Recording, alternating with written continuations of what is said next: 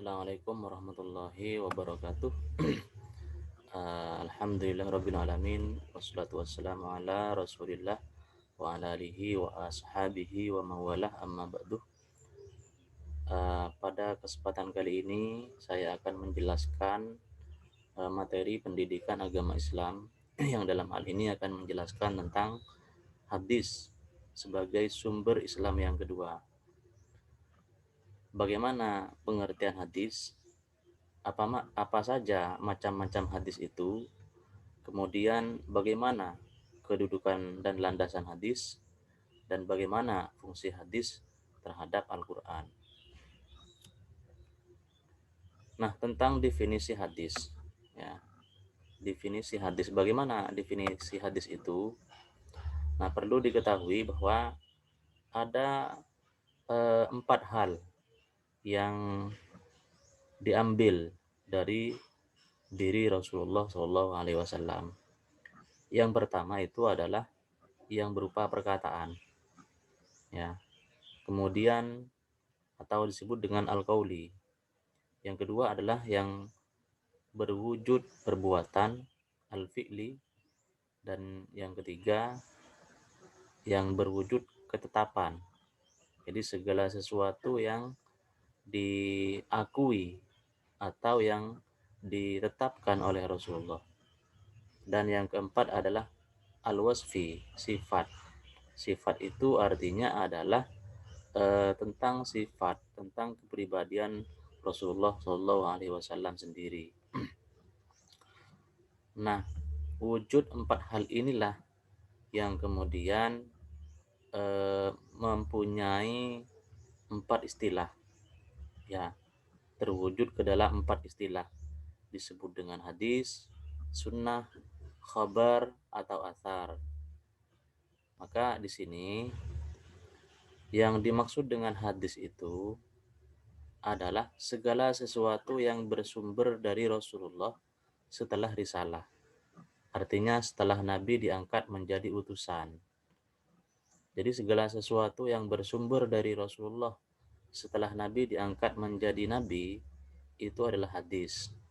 Baik segala sesuatu tersebut mencakup perkataan beliau, atau yang mencakup perbuatan, atau yang mencakup ketetapan atau pengakuan dari Rasulullah, atau yang mencakup sifat hadis yang menjelaskan tentang sifat atau kepribadian Rasulullah. Jadi ini adalah hadis. Jadi hadis itu adalah segala sesuatu yang disandarkan kepada Rasulullah, baik yang berupa perkataan, berupa perbuatan, maupun berupa ketetapan atau yang berupa sifat. Itu adalah hadis. Nah, selain dari istilah hadis, ini ada istilah sunnah, ada khabar, ada asar. Sunnah adalah segala sesuatu yang bersumber dari Rasulullah, baik sebelum dan sesudah risalah. Ya. Jadi baik sebelum atau sesudah risalah. Jadi ini sama dengan hadis, ya, mencakup 4 hal ini juga. Tetapi ini yang dimaksud dengan sunnah bisa meliputi keadaan sebelum dan sesudah Nabi menerima wahyu. Ini bedanya dengan hadis. Kalau hadis itu setelah risalah, maka sunnah itu bisa sebelum dan bisa juga setelah menerima risalah. Kemudian istilah khabar. Ada juga istilah khabar. Khabar ini adalah segala sesuatu yang bersumber dari Rasul. Ya, jadi istilah khabar itu bisa mengandung pengertian demikian. Tetapi khabar ini bisa mengandung pengertian yang lain, yaitu adalah segala sesuatu yang bersumber dari Rasul dan sahabat. Nah, jadi ini bisa sudah bisa mencakup sumber yang dari Rasul dan yang juga dari sahabat, baik yang berupa perkataan, perbuatan, takrir, atau sifat. Dan yang keempat ada asar. Asar adalah segala sesuatu yang bersumber dari Rasul. Sama, mencakup 4 perbuatan, 4 hal ini. Tetapi asar ini juga mengandung pengertian yang lain. Pengertian yang lainnya adalah segala sesuatu yang bersumber dari Rasul dan lainnya. Lainnya yang dimaksud ini bisa sahabat dan juga bisa tabi'in. Nah, seperti itu. Eh, Kemudian perlu diketahui eh, struktur hadis ya. Jadi kalau kita memahami hadis itu kan ada matan, ada sanad, ada perawi. Ini yang harus kita pahami. Ah, apa yang dimaksud dengan matan itu? Matan itu adalah segala sesuatu yang bersumber, yang berasal dari Rasul, baik berupa perkataan, perbuatan, atau sifat yang menjadi ujung penghabisan dari sanad. Nah, kalau kita lihat contoh di bawah ini, ya, apa yang dimaksud dengan sanad di sini ini adalah hadis itu sendiri. Apa yang dimaksud dengan matan maksud saya adalah hadis itu sendiri. Ya, ini hadis ya.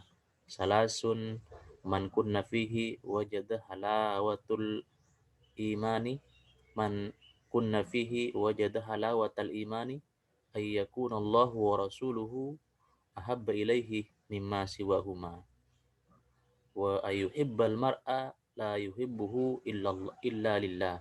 Lah ini adalah matan ya. Jadi ini matan. Yang dimaksud dengan matan itu di sini. Kemudian sanad. Sanad itu adalah rentetan atau mata rantai para perawi hadis yang dapat menyampaikan kita kepada matan atau singkatnya apa yang dimaksud dengan matan itu adalah jalan hadis. Seperti itu. Sesuatu yang dapat menyampaikan kepada matan hadis itu adalah sanad. Nah, kalau kita lihat contoh di bawah ini adalah ini yang dimaksud dengan sanad. Haddasana Muhammad ibnul Musanna qala haddasana Abdul Wahhab As-Saqafi qala haddasana Abu Ayyub an Abi Qulabah an Anasin anin Nabi sallallahu alaihi wasallam. Jadi ini adalah sanad ya. Nah, dari mana hadis ini diperoleh? Rasulullah menyampaikan kepada Anas, Anas menyampaikan kepada Ayub dari Abi Qulabah. Abi Qulabah menyampaikan kepada Ayub, menyampaikan kepada Abdul Wahhab, kemudian menyampaikan kepada Muhammad ibnul Musanna. Jadi inilah yang dimaksud dengan sanad. Nah, kemudian perawi. Perawi ini adalah orang yang menyampaikan hadis kepada kita melalui kitabnya. Nah, seperti kalau yang ada di dalam contoh ini adalah ini, perawi ya. Rawahul Bukhari, diriwayatkan oleh Imam Bukhari. Jadi ini adalah perawi. Maka kalau kita lihat contoh, setiap hadis itu harus ada matan, harus ada sanad, kemudian harus ada perawi. Jadi harus ada matan hadis itu sendiri, harus ada sanadnya, dan juga harus ada perawi. Nah, seperti itu. Nah, perlu diketahui hadis ini ada banyak macam-macamnya ya. Di sini saya akan menjelaskan secara sederhana macam-macam hadis itu. Hadis kalau dilihat dari aspek perawi, kalau ditinjau dari segi perawinya, dari orang yang meriwayatkan hadis itu sendiri, maka hadis itu ada dibagi menjadi dua. Ya, ada hadis mutawatir, ada hadis ahad. Ya, ada hadis mutawatir, ada hadis ahad. Kemudian apa yang dimaksud dengan hadis mutawatir? Hadis mutawatir itu adalah huwa khabarun an mahsusin rawahu adadun jamma yajibu fil adati ihalatu ijtima'ihim wa tawatu'ihim alal kadhibih. Jadi mutawatir itu adalah suatu hadis hasil tanggapan dari panca indera yang diriwayatkan oleh sejumlah besar perawi, diriwayatkan oleh jumlah orang yang sangat banyak, yang menurut adat kebiasaan mustahil mereka berkumpul bersepakat dusta. Nah, seperti itu. Jadi mutawatir ini adalah hadis yang diriwayatkan oleh jumlah yang besar, oleh orang yang banyak, yang mana orang yang banyak tersebut mustahil untuk berkumpul kemudian melakukan dusta. Jadi mustahil untuk berdusta, intinya seperti itu. Itu adalah hadis mutawatir.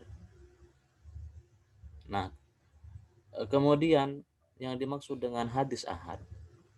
Hadis ahad itu adalah hadis yang jumlah rawinya pada tobakoh pertama, kedua, ketiga, dan seterusnya, ya, pada lapisan, ya, pada generasi pertama, generasi kedua, dan seterusnya, ini terdiri dari 3 orang, atau 2 orang, atau bahkan 1 orang saja.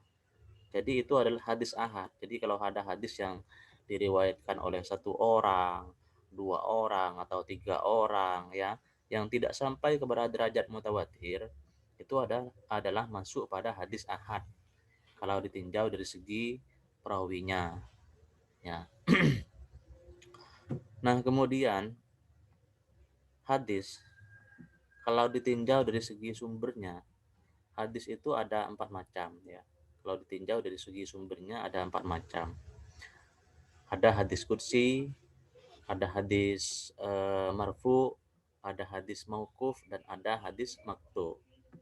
Hadis qudsi itu adalah hadis yang disandarkan kepada Allah, ya, yang disandarkan kepada Allah. Jadi hadis qudsi ini adalah firman Allah. Tetapi bedanya apa dengan Al-Qur'an?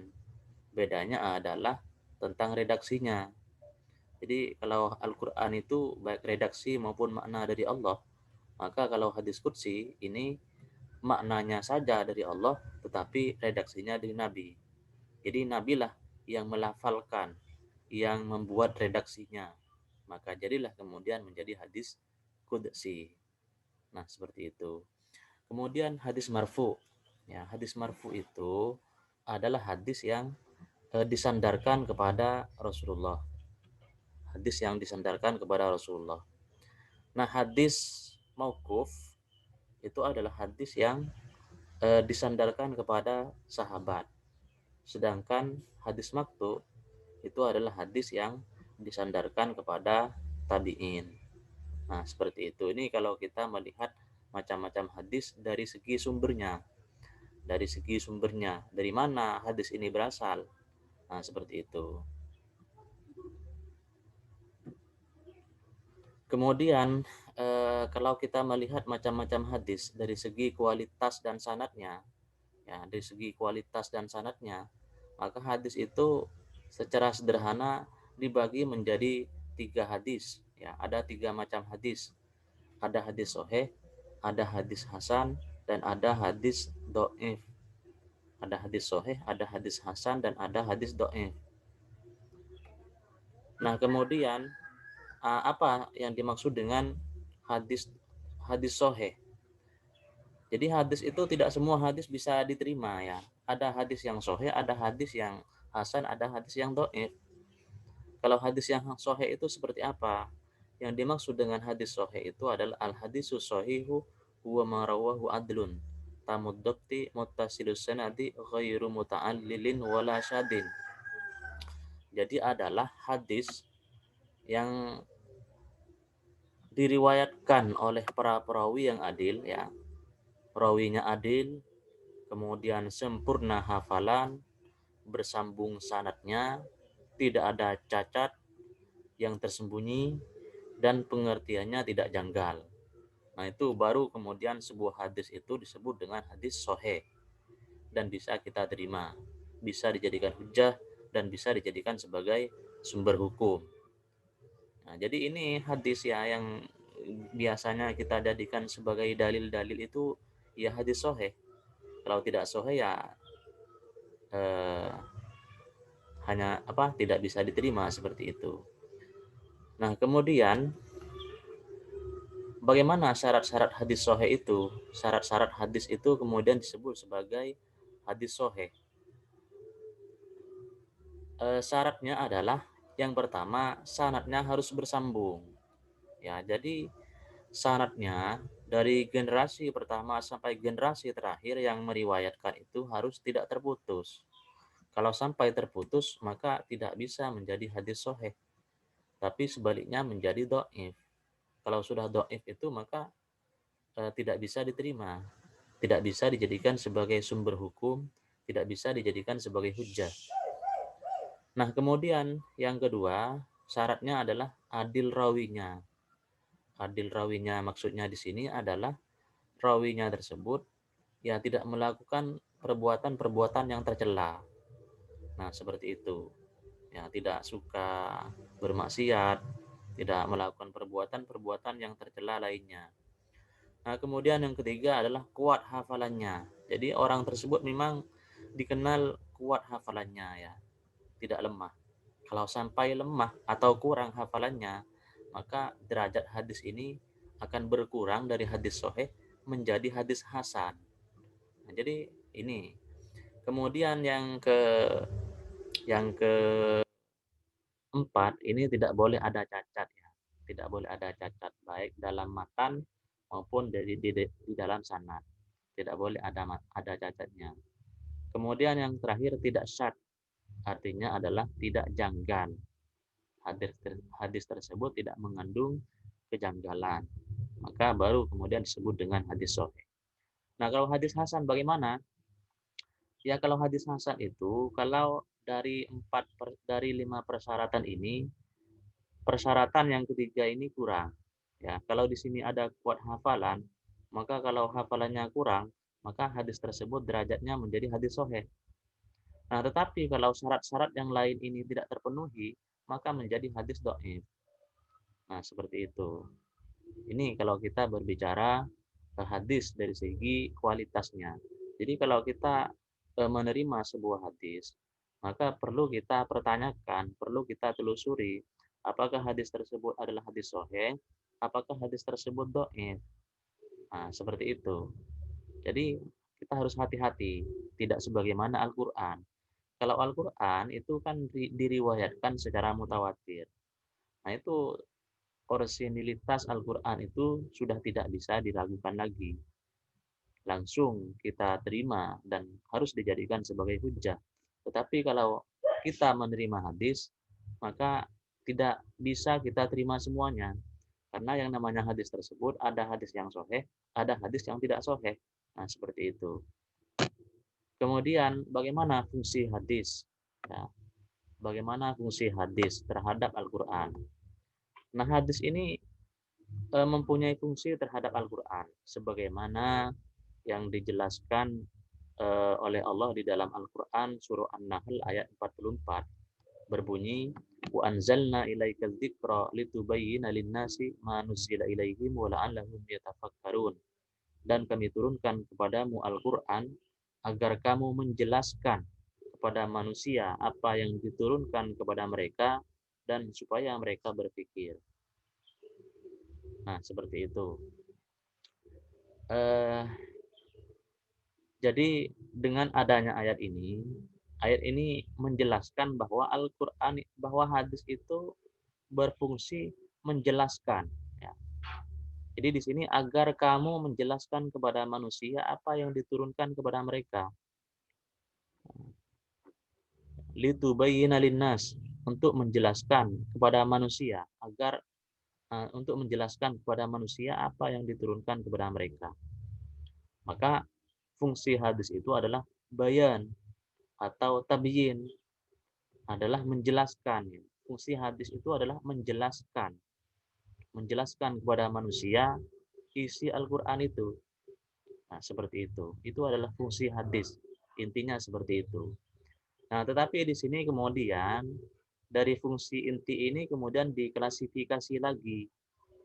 Nah, ya, ada bayanut tafsir, ada bayanun nasah, ada bayanut tasri', ada bayanut takrir. Ya. Yang bayanut tafsir ini masih terbagi lagi. Ada tabyinul mujmal, ada takhsisul am, ada taqyidul mutlaq, ada taudihul muskil. Nah, jadi ini ada penjelasan-penjelasan masing-masing. Nah, kemudian apa yang dimaksud dengan fungsi hadis takrir? Nah, takrir ini artinya adalah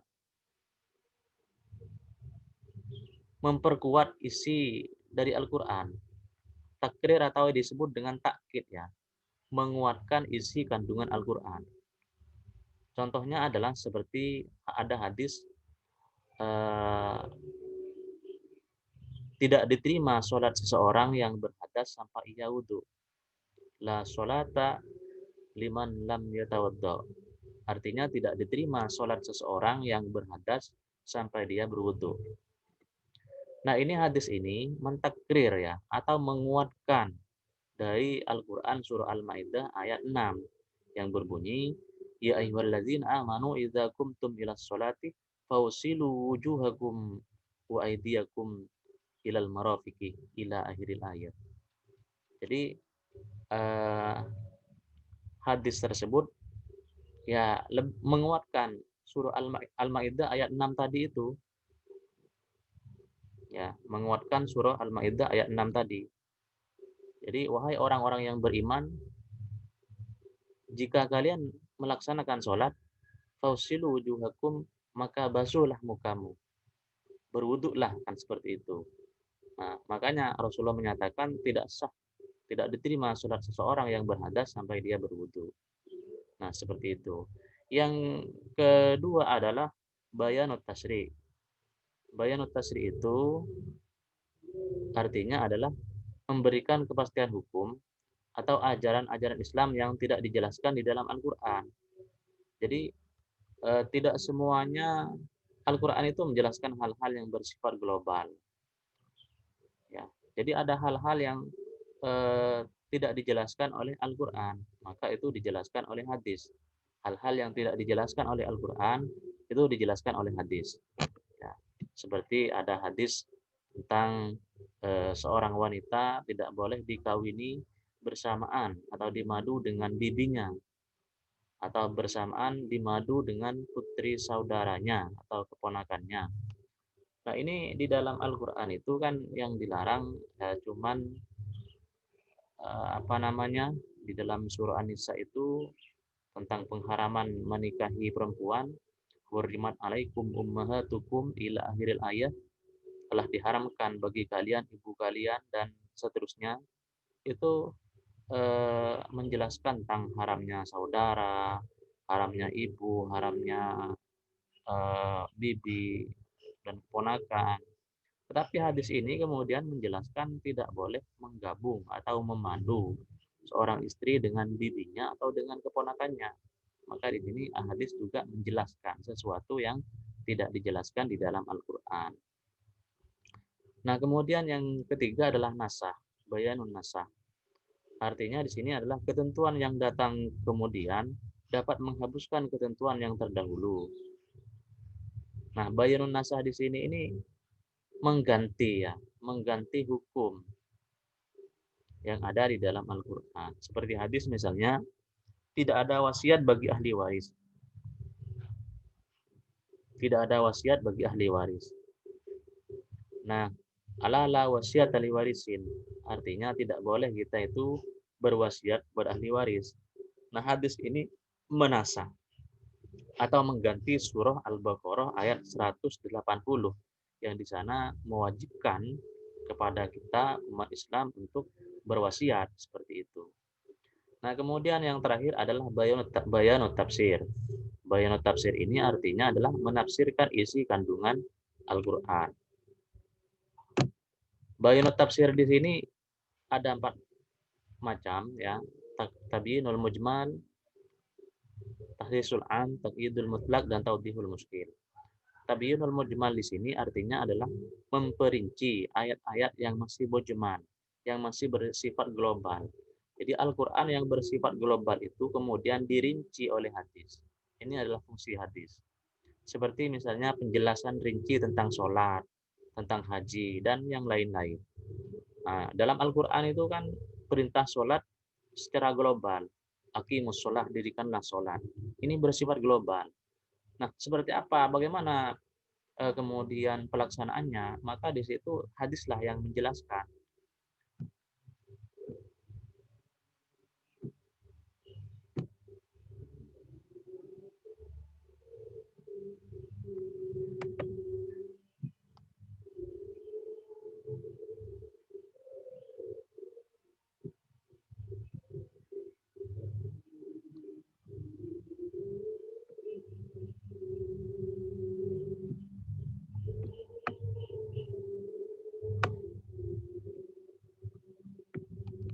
Baik, saya lanjutkan lagi.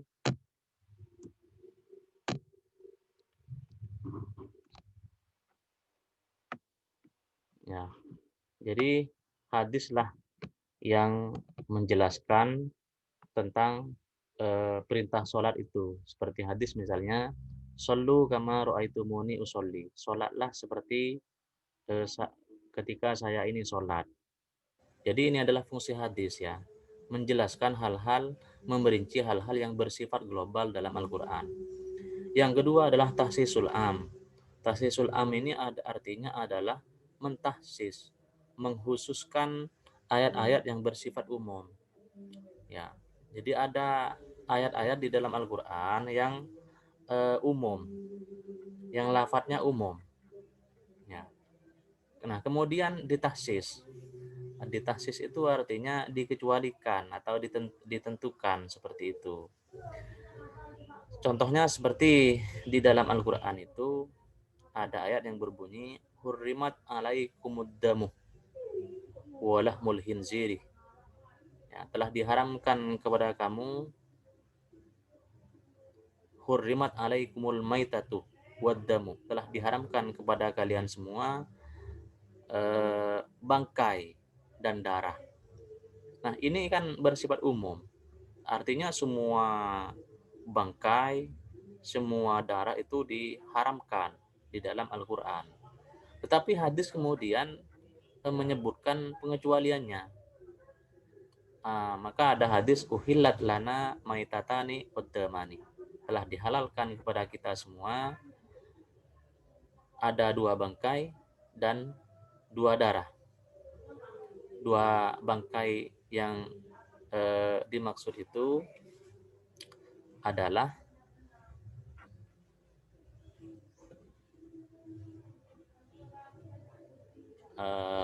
apa ya istilahnya, ikan laut ya, ikan laut, bangkai ikan laut, dan yang kedua adalah apa istilahnya itu, beleng ya, beleng. Nah, kemudian yang darah yang dihalalkan itu adalah hati, hati ya, hati, dan istilahnya dalam bahasa Madura itu bere ya, hati ateh ben bere. Nah, kemudian takyidul mutlak. Takyidul mutlak itu artinya adalah memberikan batasan atau takyid terhadap ayat Al-Quran yang masih bersifat mutlak. Jadi membatasi ayat Al-Quran yang bersifat mutlak. Seperti ayat yang menjelaskan tentang pencurian ya. As-sariqu was-sariqatu faqta'u aydiyahuma, orang yang mencuri laki-laki dan perempuan maka potonglah tangan keduanya. Nah, itu kan bersifat mutlak ya. Maka ada hadis Rasulullah yang menjelaskan tangan pencuri tidak boleh dipotong melainkan pada pencurian senilai 1/4 dinar atau lebih. Artinya tidak semua bentuk pencurian itu harus dipotong tangannya, dan tangan yang dipotong bukan tangan semuanya ya. Jadi ada pembatasan. Nah, kemudian yang terakhir adalah taudihul muskil. Taudihul muskil itu artinya adalah menjelaskan ayat-ayat yang dirasa rumit. Contohnya seperti hadis yang menerangkan maksud dua benang al-khayt ya, di dalam penjelasan tentang puasa. Dalam Al-Quran ada istilah al-khaytul abiyad wal khaytul aswad ya. Apa yang dimaksud dengan khayt itu, ini penjelasannya rumit. Maka ada hadis yang menjelaskan bahwa yang dimaksud dengan al-khayt di situ, al-khaytul aswad, al-khaytul abiyad dalam Al-Qur'an tersebut adalah benang putih. Yang dimaksud dengan benang putih itu adalah waktu fajar. Jadi al-khaytul abiyad yang artinya benang putih, yang dimaksud di situ adalah waktu fajar. Nah, jadi seperti itu. Ini adalah fungsi hadis terhadap Al-Qur'an. Nah, kemudian yang terakhir adalah kedudukan hadis ya. Jadi hadis ini mempunyai kedudukan yang penting sebagai sumber ajaran Islam, dan kedudukannya adalah yang kedua setelah Al-Qur'an. Sebagaimana dalil ini, ya ayyuhalladzina amanu atiullaha wa atiur rasul. Wahai orang-orang yang beriman, taatlah kepada Allah dan taatlah kepada Rasul. Nah, seperti itu. Jadi ini adalah landasan dan kedudukan hadis sebagai sumber kedua di dalam Islam. Dan ini diakui oleh semua ulama seperti itu. Jadi hadis adalah kehujahan, mengandung kehujahan, mengandung dalil yang harus kita jadikan sebagai sumber. Nah, seperti itu. Nah, demikian yang bisa saya sampaikan. Mudah-mudahan dapat dimengerti dan bermanfaat. Eh, Bila tidak dipahami, silakan nanti bertanya. Ihdinas siratal mustaqim. Wassalamualaikum warahmatullahi wabarakatuh.